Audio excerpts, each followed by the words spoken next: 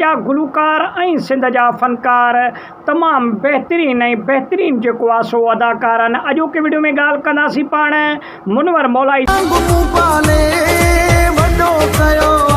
जे बारे में त मुनवर मौलाई केरु ऐं किथां जो आहे ऐं मुनवर मौलाई जो असुल ज़ात छा आहे ऐं उन खां अलावा मुनवर मौलाई सिंध में एॾो मक़बूल ऐं एॾो जेको आहे सो कीअं मक़बूल थियो ऐं एॾी इज़त ऐं शोहरत कीअं मिली मुनवर मौलाई खे ऐं मुनवर मौलाई जो पहिरियों एल्बम कहिड़ो हुयो ऐं उन खां अलावा छा वाक़ई मुनवर मौलाई मुमताज़ मौलाई जो भाइटियो आहे। इन में कहिड़ी हक़ीक़त आहे छाजे करे जो मुनवर मौलाईअ नई नईअ में पंहिंजो वास्तो मुमताज़ मौलाई सां जोड़े करे ऐं तमामु घणी सिंध में शोहरत बि वरिती ऐं उन खां अलावा पाण खे मक़बूल बि कयो। दोस्तो मुनवर मौलाई तमामु सिंध जो हिन वक़्तु बहितरीन फ़नकार थी उभरियो आहे ऐं मुनवर मौलाई ज़ात जो चांडियो आहे दोस्तो।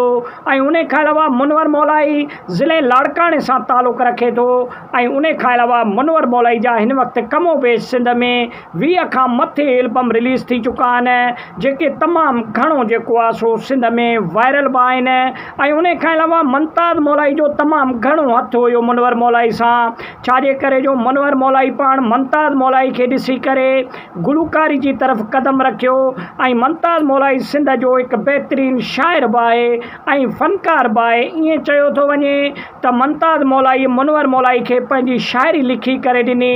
मुनवर मौलाई उहा ॻाए करे हिन वक़्तु बुलंदियुनि ताईं जेको आहे सो पुॼी चुको आहे ऐं मुनवर मौलाई ते इहा बि लुघत हणनि था माण्हू त मुनवर मौलाई ठोड़ो आहे उनखे वार नकुली पातल आहिनि।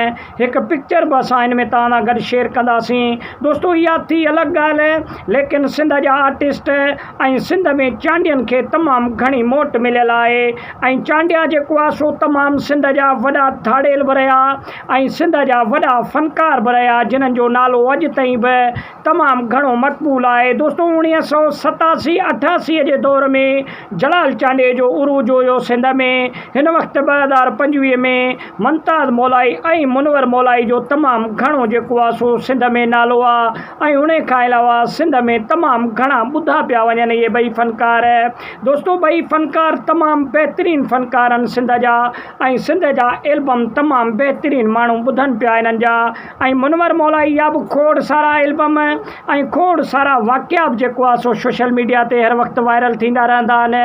उमेदु आहे त वीडियो तव्हांखे सुठो लॻो हूंदो। वीडियो खे लाइक ऐं शेयर कयो, चैनल खे सब्सक्राइब कयो, सुठो कमेंट ॾेई पंहिंजे राय जो इज़हार लाज़मी ॾींदा। वॾी महिरबानी दोस्तो।